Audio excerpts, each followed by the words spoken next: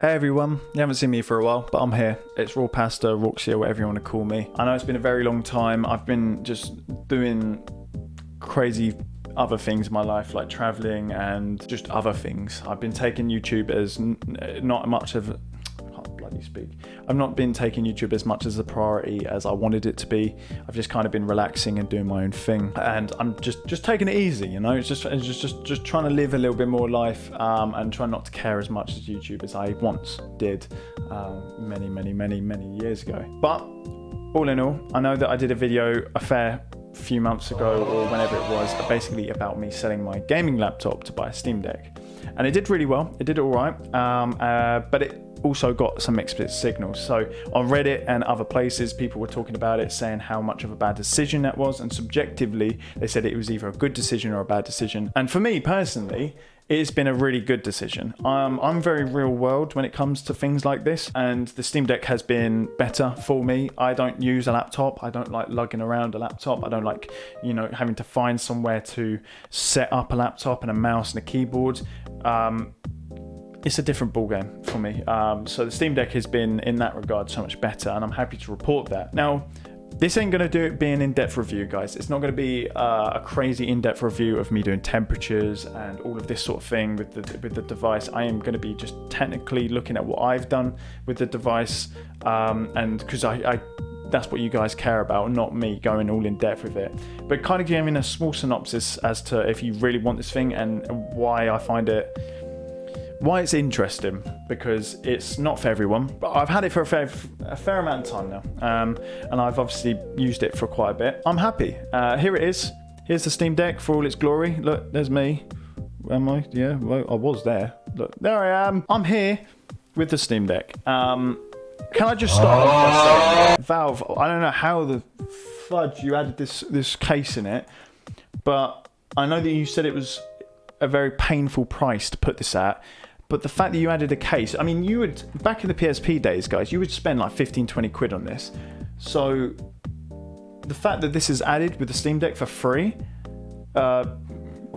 kudos to Valve, man. Like they really just, and I mean, it's not a crap case either. Like this is, I don't know if you guys can hear that. That's a proper bonky case, right? So that's pretty good. I mean, it's got even the elastic band on the back where you can like shove the charger in and stuff. So yeah, it's a good case. I mean, like I said, you'd spend like 15-20 quid with that back in the PSP days. Do you know what I mean? Or even PS Vita days, So yeah, no, I'm really happy with that. That's cool. Now, I've got a funny story for you guys. So I generally thought my Steam Deck was stolen, and here we go. So basically, when this got delivered to me, not only was the box extremely small, like I'm not kidding you, I honestly thought I got stubbed. I was like, hold on a minute, this does not look normal. The box was extremely light, and that's why I thought, oh no. And to make matters worse, the guy literally said to me, he handed it to me, he said, you're gonna love this. And he smiles, gave it to me, and he said, cheers, walked away. I thought, crap. The box is open. The sellotape was ripped, and I don't know if that's because of customs, they had to check it or whatever, but I saw it and I thought, oh my god, okay. This is it. I've got to go speak to Steam support now. I came upstairs, opened it up, and lo and behold, obviously, newsflash, the device is in my hands. I don't know why reviewers were saying it was so big. I think this is a perfect size. I mean, it doesn't feel massive. I mean, obviously, I held this many months at a second-hand shop in the UK called CEX, and I just wanted to make sure that it was a good decision for me, because obviously, a year after waiting and you can't physically see what it's like, I thought, I might as well go and have a look at it, see what it was like. The device anyway is perfect. I think in terms, well, it's not perfect, but I think it's very close to being perfect. The grip on it is perfect. I can hold it and I can grip it, like I feel good, right? It feels good. Triggers, all great. Buttons don't feel small and intrusive, cumbersome, sorry. They feel great. The touchpads feel perfect. Like those trackpads are something else. Like, I'm not even gonna lie. Like, some Windows laptops have worse trackpads than this, and this is interesting. Buttons feel tactile. Maybe they've changed that since the Q1 versions, but they have a good clicky click to it. Yeah, just everything's brilliant. They just feel good. What else? Yeah, I mean, I'm happy really with it, with the layout and things. I think any bigger than this, I don't think the Steam Deck, or I don't think it will be fun. I don't see it being bigger than this and more fun. I hold this up in my hands, like in bed, I'm holding this up, and it doesn't feel cumbersome. It doesn't feel like an issue. Maybe I'm just strong or some shit, but like reviewers were saying it was too heavy and didn't feel nice like the Nintendo Switch, which I think is bollocks really. I think people like to say issues, but this ain't heavy for me. It feels good. I'm laying on my side in bed on it, playing COD Zombies. It feels great. Screen size is perfect. And that's another thing I want to get to. The screen size for games, guys, is not much of an issue. I'll get more in depth with it, but basically, in a nutshell, with games on lowest quality, they do not look bad. They do not look bad. I don't know why people seem to think that 800p on low is a bad thing when we were all playing like PS Vita games on the lowest of the low, you know. Anyway, let's get more into it.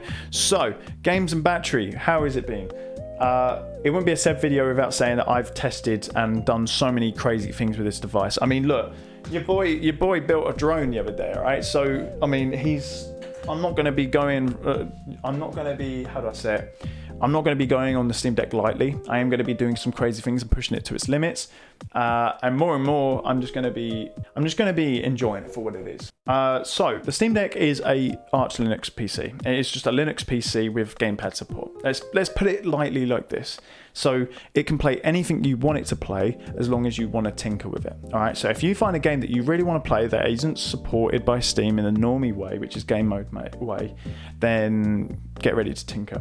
It's not hard to tinker. You shouldn't be scared about doing it. And actually, if anything, I encourage it because it makes you more familiar with devices, makes you feel invincible when you buy an electronic device because it means you can repair it. You don't have to rely on big companies or whatever. And it's good. So the games and the battery that we're going to talk about and also FSR and all of that. Many of these games that I play, let's put it this way, MMOs. The games just work outside the box. Warframe started straight away. I got the launcher, started the game up, and it was brilliant. Then, of course, I went from the game and the launcher into like the actual game, and I was getting 60 FPS high. Like it was absolutely fine, and I was probably getting about 2 hours battery life, 2 to 3 hours battery life, which is fair enough. I don't mind that. Now, games like Star Wars: The Old Republic, I was getting about 5 hours battery life on high ultra. Gamepad support worked absolutely. It just worked. it was just good. It was just good, right? Like I don't know what else to say. It was just good. Yeah, I mean, MMOs just worked. Now, I've got a little thing to say for you guys, which is the playable state of games. Now, I haven't had any issues with any games running. However, I know this is going to be a long video, by the way. I just want to put that out now. If you've watched this far, thank you so much. It is going to be a long video, so I'm sorry about that. Right, games. Oblivion. It's got a verified. It's verified, right? I don't personally feel like it should be. Skyrim is playable, and Fallout 3 is unplayable. But as we all know, that's not the case. Take it with a pinch of salt. Oblivion was an absolute nightmare to run. Skyrim, fine. Fallout 3, actually better than the two. Fallout 3 has gamepad support out of the box, has a launcher just like Oblivion, but it's unplayable because it has the launcher. Now, Oblivion is fully verified. It has the same launcher as, say, Oblivion and Skyrim. Doesn't make sense because Skyrim is playable and it's not verified because it has the launcher, which I think makes no sense. Oblivion, I had to mod to get it to work, right? Oblivion worked outside the box, right? But the controls were so cumbersome that it actually made me not want to play the game. And I don't know why on earth that's not been rectified or sorted or thought about. So Oblivion, lo and behold, I simply had to install Northern UI. I had to mod it. I added some shaders, some cool stuff, EMBs, but I had to add Northern UI to get it to work. Now, Northern UI adds gamepad support, so it acts like a PS3 or an Xbox 360, and it's great. It just works, and it's actually made me enjoy the game. DayZ, for example, is unplayable, and I've got that fully working with modded servers. I've got it working with mods and everything, and actually, funny enough, out of the box, I know that the playable option is for game mode. So basically, for you guys, you just turn it on out of the box, download DayZ and play it. DayZ works outside the. I don't understand why it's unplayable. It doesn't make sense to me. I know it's about anti-cheat, but the anti-cheat works. I just pressed play and it worked. So yeah, not sure where that's going. Black Ops 3 is playable, which I would not say. I think it's verified because I've not had as good as experience as Black Ops 3 on this. Black Ops 3, I literally installed it, played it, and all my zombie maps were from my gaming PC installed on here. So I had all my zombie maps and everything. And yeah, I probably got about 5 hours battery life playing Black Ops 3 Zombies, 4 to 5 hours battery life, which is way more than enough. Like on average, it's about 4 to 5 hours that you'll be on a flight, right? So average that a normal person would be away from a charging point, away from a flight or a bus or something, is probably like a good 1 hour to 2 hours. Like this is like in a real world situation, a Steam Deck probably doesn't leave many people's houses. And if it does, they're on a train, and many trains in the UK have plug sockets. So I don't understand the cumbersome issue. I mean, I know some people probably tell me that their train from London to Birmingham or something has probably got like no plug sockets or some crap, but at the end of the day, I'm talking about the majority of trains that I've been on or whatever, or when I'm driving, I literally stick this behind my car seat and I don't use it. So I don't, yeah, to me it's not much of a big point. And obviously I was out the other day and I was playing Fallout 3 on this, and I had about 6 hours battery life, 5 hours battery life. I was playing Fallout 3 on high ultra 60 FPS, absolutely fine, while my partner was getting her nails done. So I don't think it's that big of an issue. I uninstalled No Man's Sky by accident while I was like talking, while flipping it all about. But No Man's Sky works a treat. That actually feels great. I know they did an update for the Steam Deck, so out of the box it just works. Now it won't be a Seb video without me talking about obviously the PSP and stuff like this. So I've done emulation on this. I've got PS2 emulators, everything from PS3, PS1, Yuzu, PS3, I probably said that, PSP or whatever, right? I'm happy to report that I am so happy with this thing. Like, I literally drag and dropped one of my backups of No Heroes Allowed, my favourite childhood game on the PSP. I drag and drop that straight into the Steam Deck and I can play it. Like, it just works. Like, it just feels like I'm playing a PSP. It is brilliant, upscaled, it looks brilliant. And the best thing about it is I'm just getting like 7 to 8 hours of battery life on 80%. Like, that's phenomenal. And then I made it reach to 10 hours battery life by activating FSR and lowering it in the settings. 10 hours battery life is just insane. So battery life is not even an issue playing anything like that, or indie games or whatever. So yeah, I'm very happy to report that. And I've done a lot of messing about with it. I did Lutris as well. I installed loads of little games. I tried out GOG games. I've just installed a favourite childhood game of mine called Soul Reaver 2, Legacy of Kain, Soul Reaver 2. And I was getting decent battery life, like 5+ hours on about 60%. And it just worked out of the box. I mean, obviously gamepad support, I had to I added it as a non-Steam game through Steam, changed my community profile, changed the profile of it to what works, and it just worked. And I was playing Soul Reaver 2, and for me it was like playing the PS2 version. So I was really happy to report that. Yeah, I don't know much else what else to say really. It just works. I mean, it's good. Every game I've played so far has worked on it. I've modded everything that I've played on it. I've tried some funny games like Devil Daggers, and now you guys probably don't know Devil Daggers, and if you do, you're an anomaly. So I played Devil Daggers on it, which is a very competitive, aggressive game. And I played it, and it was very funny to play. I used a touchpad to play it, but it just worked. And I couldn't believe that I was playing Devil Daggers on a handheld. It was quite funny. So yeah, that worked. And yeah, I'm just really happy with the device. I've had no hiccups, no glitches, no driver issues. I've had no thermal throttling. I've had nothing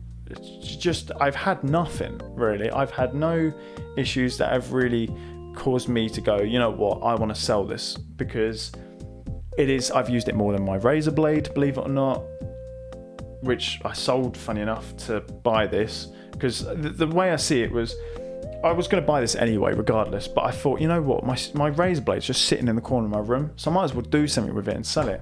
And I sold it, and lo and behold, I have this guy, and you know what, I still have money to play over. Like, my Razer Blades obviously, as you guys know, they're pretty expensive, and I sold it for a pretty penny. And I bought this, and I still had money to do stupid stuff with. I did some crazy bits with it. But yeah, I mean, I was going to buy this anyway. I was like, you know what, I'm buying a Steam Deck regardless, right? 400 quid's, I've personally, to me, I think 400 quid's pretty decently priced. I mean, I know some people said to me that it's expensive. I don't feel like it's expensive. I feel that's decent. But yeah, anyway, right, I'm gonna kind of wrap this up quickly because it's appearing up to the 20-minute mark. But KDE Plasma on Arch Linux on desktop mode, I've completely modified it, customized it. It is just like any other Linux operating system. And now I want to say this now, if you have any trouble with Lutris or any emulators or anything like that, just bear in mind that you're probably going to get more support if you type in Arch Linux, Lutris, Fix, or whatever it is, right? Because if you type in Lutris, Steam Deck, Fix, blah, blah, blah, you get some reports, but not a lot. So a lot of the issues that I did have where I could not find anything, some of the non-Steam games that I added through Lutris to Steam had shader issues. Well, that's a lie. They got 10, maybe 15 FPS less than they would in Steam.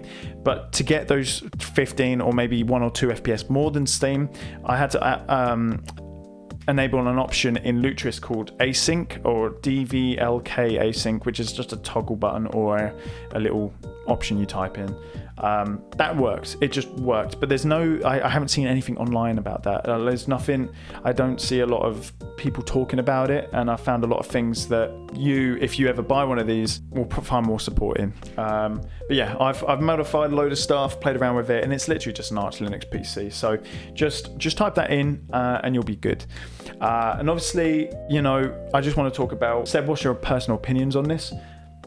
I'm over the moon with it. Like, it works, the dock works. I've done Minecraft modded on it. I've got an SD card plugged in here, and I was playing Ghostwire Tokyo on that. Battery life is not much of a concern for me. Even when I go out and about, I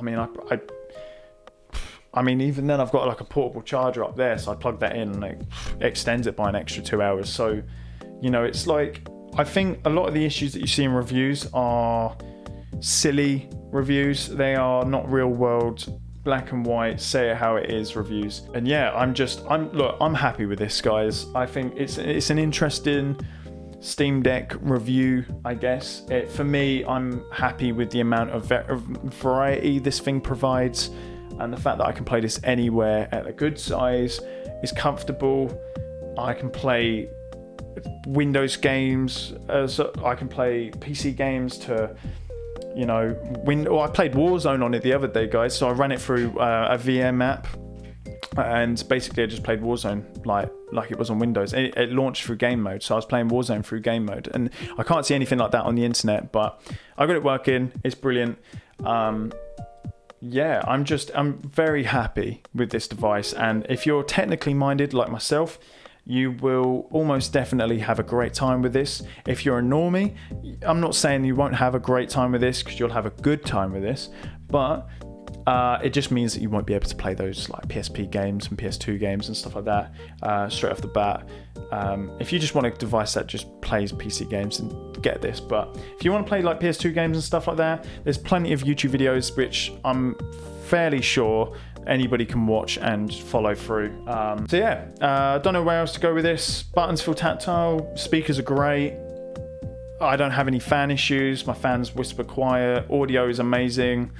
FSR works out the box. Yeah, I mean, hey, this goes everywhere with me, guys. If I'm like going to a client or something like this will come with me. If this goes to my family, like if I go to my family's house, this comes with me. Yeah, I'm just happy, really happy. So guys, I'm gonna wrap this up.